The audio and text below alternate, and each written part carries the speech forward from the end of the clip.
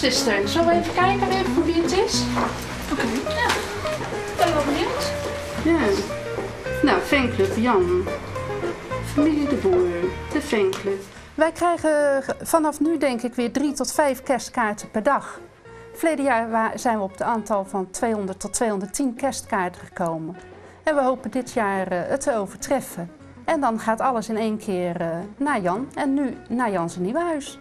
Ja, de fanclub is natuurlijk door Jans ouders opgericht. En zeker door Jan zijn moeder aan het begin. En dat is in 1997 gebeurd.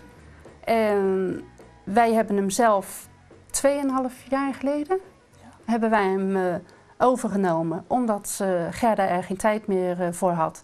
En Jan toen zo populair was, doordat Jantje Jan werd. En het voor haar gewoon te druk werd qua werk. En ja, John die is heel de dag thuis. Dus ons werd gevraagd van, willen jullie dat graag doen? En dat doen we met liefde. Dit is een pagina waar dan kunnen de fans hun eigen foto insturen. Dan wordt dat geplaatst. Wat we ook altijd doen is in het midden een poster. De meeste fans halen dit eruit en die hangen dit dan op. Als ik eenmaal aan het boekje ga beginnen, dan ben ik toch een dikke 2-3 weken bezig. Sowieso contact opnemen met de platenmaatschappij voor de laatste nieuwtjes, om die in het blad te verwerken.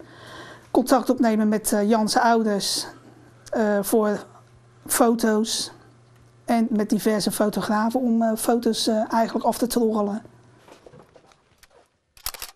Zo, dat is weer een leuke foto voor in het boekje.